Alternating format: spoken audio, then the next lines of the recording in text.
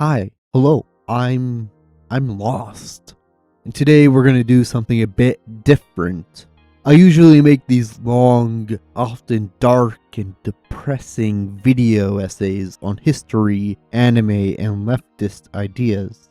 However, this time I'm gonna do something I swore I would never do. Make a top 10 video. So here it is. Lost's top 10 things of 2023. Hey you, make sure you like, comment, and subscribe if you're feeling the vibe. Let's fucking go! Welcome to the Hell Zone. The least enjoyable thing I consumed this year was Attack on Titan, and maybe someday I will remake the video and review it properly, but for now, I have to say I did not enjoy Attack on Titan, and reading it and rereading it and rewatching it was a distasteful experience. It's something that I can't wash away. I would not recommend the anime or the manga, but I would recommend my video even if it's not in 1080p because it's 10, no 5, no 20, no 50, no 1,000 times better than Attack on Titan.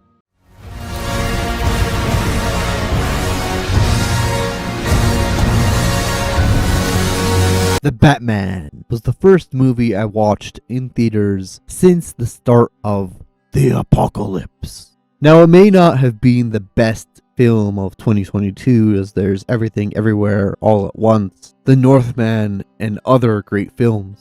However, in my opinion, this is an experience I cannot shake off because of the vibes I felt watching this movie. The rain, the music, the inner psychology of Bruce Wayne are all things that stuck with me months after watching. It made me return back to DC Comics and read the Court of the Owls series, and appreciate the complexity of Bruce Wayne when he is written with care.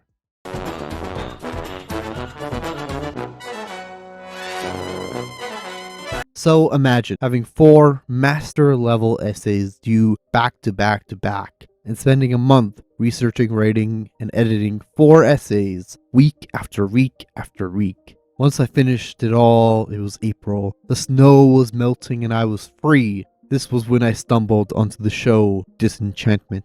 It's a show about Princess Tiabini and her adventures with the elf, Elfo, and the demon Lucy. I shamelessly binged the show, but there is a magic to Disenchantment, and the story gripped me, and it still has a grip on me as I wait for a season 3 or 4? It's kind of confusing. What's so enchanting is how the showrunners use the setting of a medieval time period and subvert it with fantasy, magic, fairy tales, and progressive takes. For example, Tiabini's kingdom does not allow women to take part in council discussions or politics, which is kind of factually true to the medieval period. And yet, the showrunners display how absurd and misogynist the men of the world are.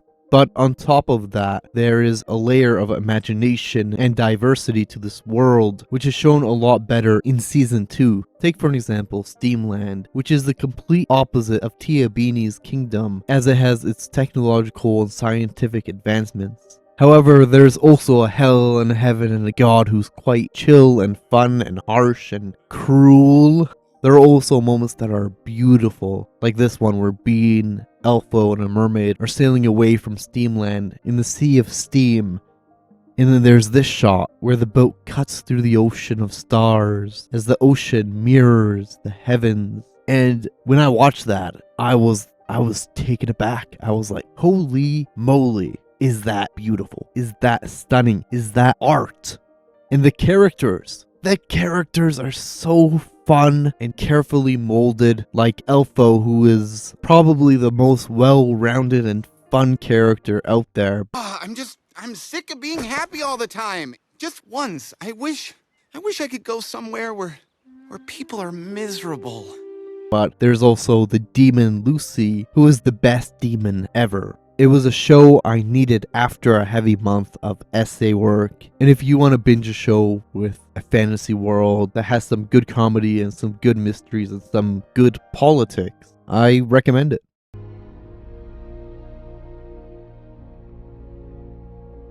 The Sandman is a show that I never wanted to end, but what really captivated me was how the show highlights the importance of dreams and their connections to the future. If you haven't noticed yet, I am known as Lost Futures.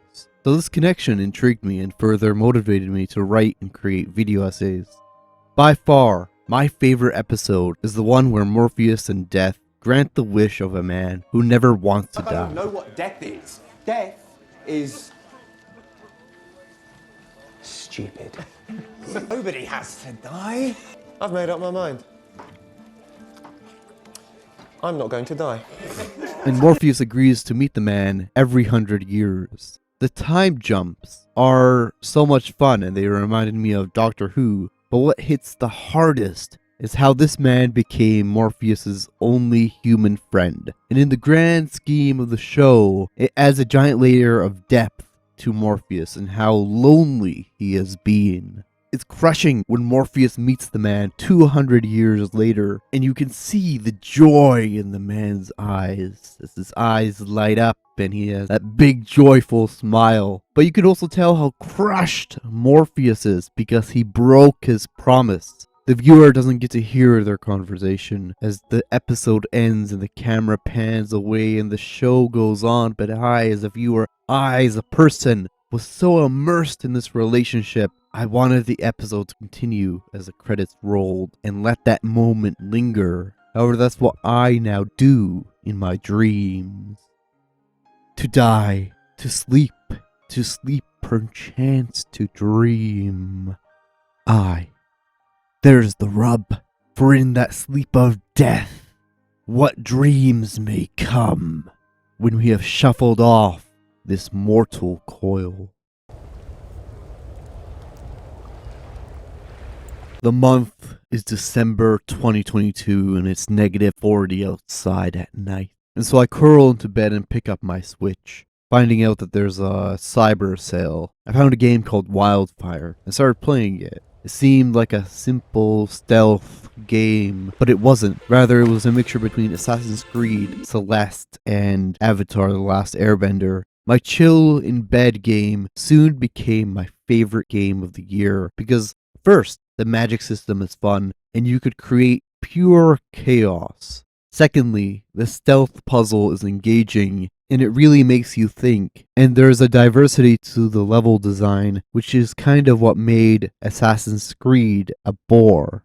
And third, oh my gosh, this world is beautiful and the soundtrack is magical. Also, it's a challenge. So if you are a person who fancies speedrunning, this game is made for you. I haven't beaten it yet, but it pulls me back every night and I'm excited to see what else the game offers. And so if you are interested in a 2D platformer that has stealth and has a fun magical system, give it a try. It's a cool game and the stealth, the level design, the music, all make it worth it. And so yeah, I definitely recommend it to anyone who wants a game to play in these cold winter months, and Wildfire will definitely warm you up.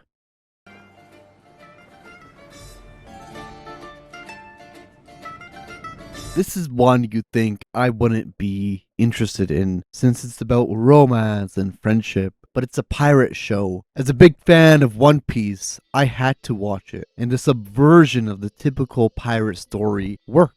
Seeing Blackbeard turn from this cruel pirate who is always depicted and illustrated as violent to a kind, gentle person was interesting. Like Sandman, I did not want the show to end. I wanted to keep watching, but the show ended and there wasn't a season 2, which made me want to know what happens next in these stories even more. Why did I desire season 2? Well, it's exactly how Blackbeard put it. TV shows these days lack drama and excitement, and this show had it all. All of the actors sold the comedy, sold the drama, sold the love and the romance. The show also pulled on my heartstrings, and I really loved the idea of being trapped and trying to escape a life that you do not desire. 2 years ago, I was a teacher who danced around my classrooms. teaching history, literacy, and critical theory. But as much as I loved it, I felt trapped. I felt stuck. And that's part of why I got so attached to Stede Bonnet's story. It's a story that a lot of people can resonate with, that a lot of people can understand and feel and get affected by. The final thing I have to say about this is that I love how the show gets you to care about the crew and their struggles. This is tough to do with only 10 episodes, and it was quite well done. It worked so well that this show gave me hope for a live action One Piece adaptation. I don't know if it'll be good, but if they can nail the family dynamic like how they did in This Flag Means Death, then it should be good. But don't hold me on my words here because, it might suck.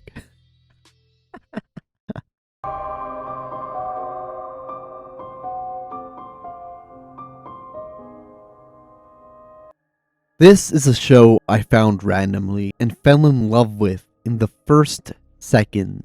What is so enticing about Severance is its radical message about work. And what's even more fascinating is that it's an Apple TV show.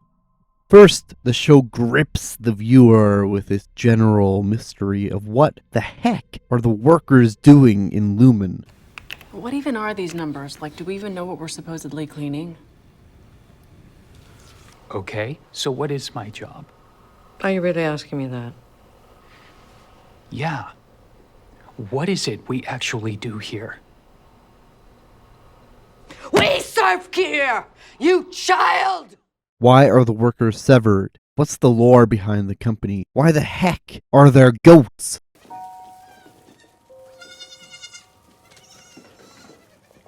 They're not ready. All of these little mysteries are great, and the fans of the show would come up with some cool theories to put the pieces together as the season went on. I, however, was gripped by Severance's dystopian twist and its rebellious spirit.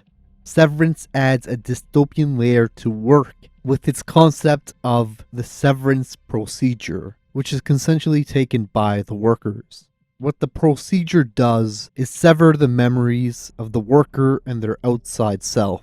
This makes it so that the worker begins with a clean slate and has forgotten everything about themselves. Once they go up through this elevator, they regain their memories of their outie while simultaneously forget everything that happens at work, including the brutal punishments that get placed onto them. In a sense, the worker is imprisoned and cannot escape because their outie willingly comes back to work, completely oblivious to what occurs on the severed floor. Severance is a thrilling experience thanks to the acting of all the cast members, the music, and the cinematography. One of the most thrilling moments for me is when Helly R is taken to the break room and is forced to apologize. They must apologize sincerely to be let out, but their apology is judged by another, and so they have to repeat this phrase over and over and over like this: "Forgive me for the harm I have caused this world. None may atone for my actions but me, and only in me shall their stain live on. I am thankful to have been caught, my fall cut short by those with wizened hands. All I can be is sorry, and that is all I am."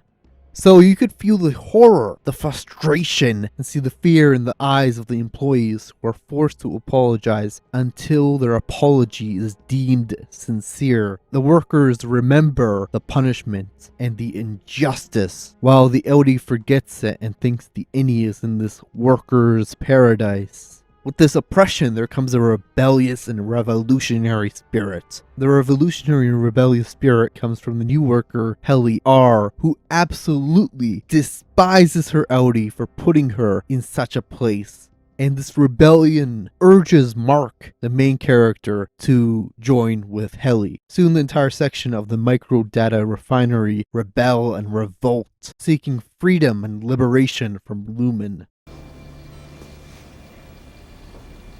Let's burn this place to the ground. The plot, as gripping as it is, probably made people out there question their working conditions and their relationship to work. I can go on and on and on. I could legitimately make an entire video, but that single fact makes this show brilliant, and I highly recommend it. Andor. Have you seen it? No? Well, go and watch it, and then watch Jesse Gender's video too. I admittedly slept on Andor, but I found it when 9 episodes were out, and I watched it so fast to catch up. I then rewatched it when the season finished. What's so great about Andor is that it's an anti-fascist, anti-colonial, anti-imperial piece of media, and it is not shy at all. Rather, it makes its message clear and should make anyone who is on the fence on the whole fighting fascism thing fight fascism. Now, there's a lot more going on, and again, Jesse Gender and many other YouTubers have covered the show, but the two most impactful parts for me were, first, the prison and labor camp. This ties back to Severance, but also the real-life prison industrial complex. Cassian Andor motivating his prison mates to rise and fight is inspiring. Power doesn't panic. But what's so cool is how the show uses necro and biopolitics. Basically explains how prisoners are at the mercy of those who watch over them, and their lives are deemed unworthy and only worthy of death. Thus, prisoners are let to die by working themselves to death. No one is getting out!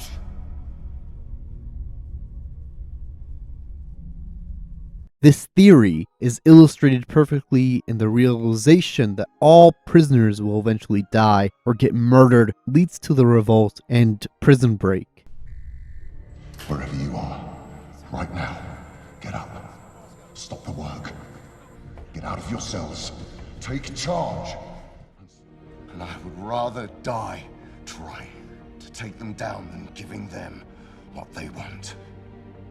The second moment is at a funeral, and the scene, the music, the build up, the clash between people who want liberation and the occupational fascist police force was phenomenally done. The thing that hit me and pumped me up was the idea that empire and even fascism uses the illusion of power.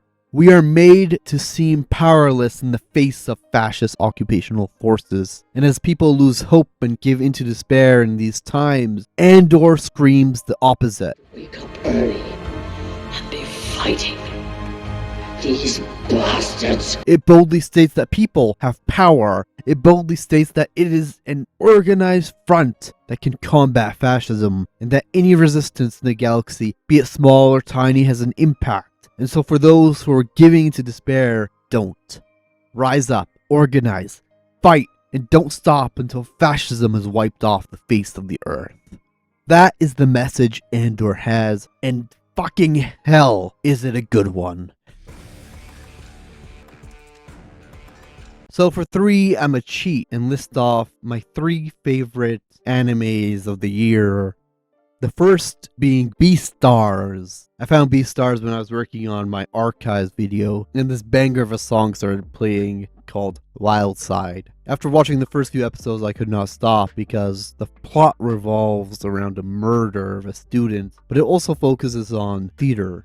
Secondly, the characters have so much life. For example, predators have a wild side, which tends to lead to murders where predators eat their prey. But the way it's shown is so good. You feel the hunger and the fear. Finally, the dialogue is very good, and I would say the show relies more on drama for tension than action, as at the center of the show there's a love triangle. However, that's not all. There was something the show made me feel that made me want to make a video on Western versus Japanese anime. The anime began talking about the real-life political issues of eating meat and other animals. This hit me and it challenged me, much like how the leftist cook's video on veganism did. This anime has a message, and it's one about being, and that's all I can say for now because the rest would be spoilers. The next is an anime I never thought I'd love. It's called Hit Monkey. It's a Marvel anime, and for some reason, it's streamed on Hulu. Hit Monkey is a very silly, funny show about a monkey and his assassin ghost partner, Bryce. Now you may judge me on this one, because the Japanese representation sucks. And it's so Americanized. And Bryce sucks. But look at this monkey. Look at how adorable and fun he is. How can I not love a show about a rampaging monkey? He's basically like Monkey D. Luffy, but he's an actual monkey. Let me explain how these two partner up. Bryce is an assassin who gets hired by someone to assassinate a leftist candidate, which he does successfully. But once he finishes the hit, the contractor orders for him to die. And so he gets shot and runs off into the mountains where he meets a pack of monkeys who heal him. It's here where he meets Monkey.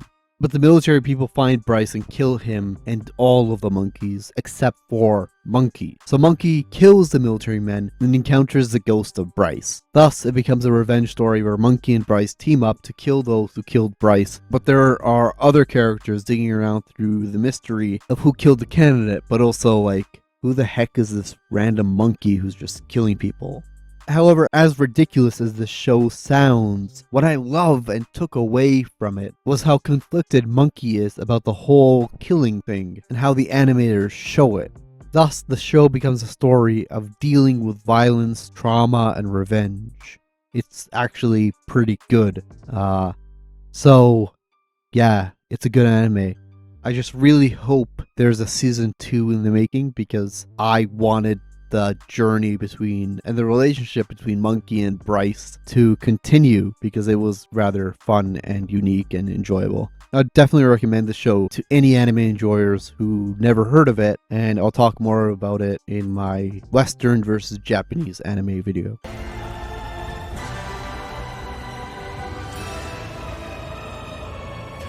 This is an anime made by Netflix, similar to the likes of Castlevania. What I really enjoyed about The Blood of Zeus is how the show delves into the drama of the gods and the conflict between Hera and Zeus. Like, Hera legitimately tries to kill Zeus, and it's great. It seemed like the adult version of Percy Jackson, but to be honest, Greek myths have always been brutal. But what's cool about this take is that Zeus actually cares about his son and his human partner. He even fakes being an old man to be with them. And there aren't a lot of Greek stories that make Zeus a good father. Like, for an example, Rick Riordan's Zeus is this cold, uptight leader, but this one cares, and I like that. When I first found it, I thought it would be a remix of the classic cartoon Clash of the Titans, where the descendants of the gods group up and fight the titan Cronus. But Hera, the hero of the story, is the son of Zeus, but he doesn't actually accept the role of hero until the very end.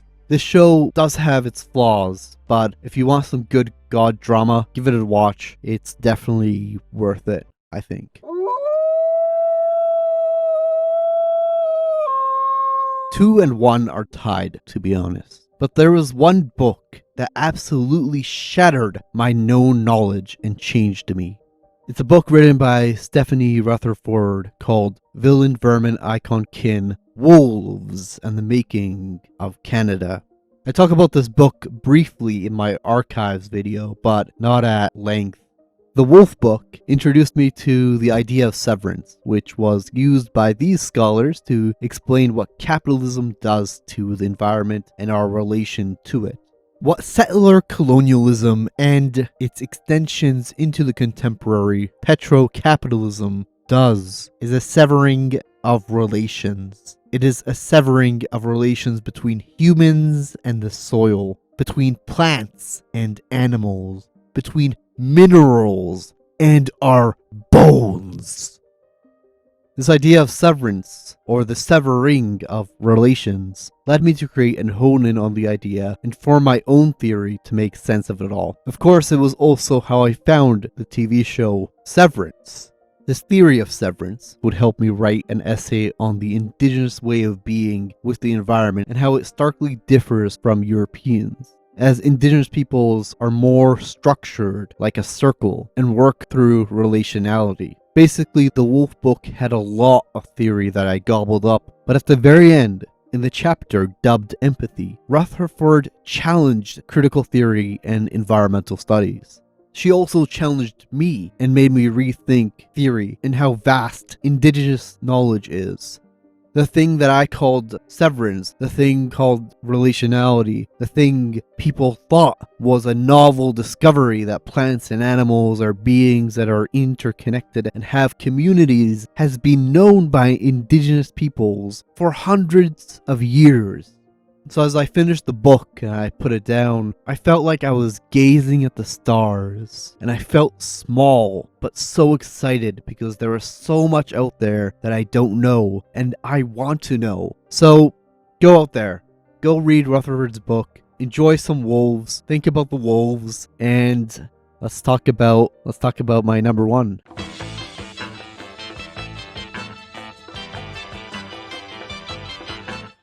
I found this next show thanks to the creator Thoughtslime, and although it's a comedy, Ramy sometimes feels too real for me. This is something I will discuss at length in my next video on Ramy, but season 3 was a gift. What really resonated with me about this season is the focus on other members of the family.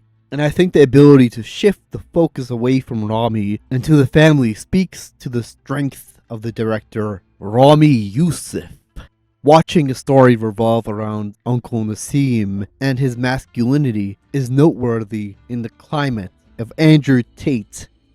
Seeing the buildup of pressure on Dina and the continuous pressure to get married is interesting, and the show does not shy away by getting into how, in many Muslim or Arab households, women and girls are sometimes, depends really on the family, emotionally abused by their parents. Depth.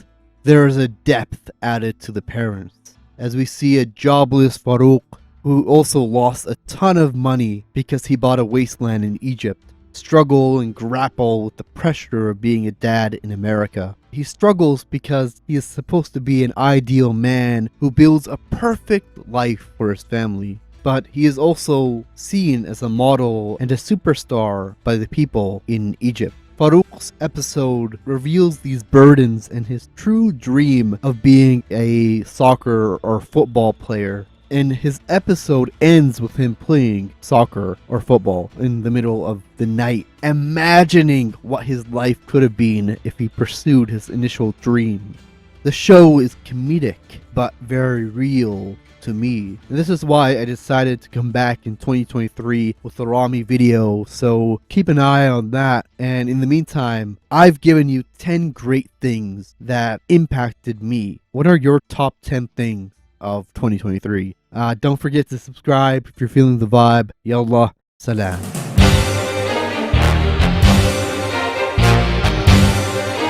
Okay, I lied. There's an 11. One Piece was fire this year. Luffy versus Kaido, Gear 5th. Luffy stating that he envisions a world that is free of hunger. We got Green Bull, Shanks wanting to go and get the One Piece. Law versus Blackbeard. Sun God, Nika. Joy Boy. Yonko, Monkey D, Luffy. The return of Crocodile and the revolutionaries actually waging war against the world government, which is something I mentioned in my One Piece video. I called that.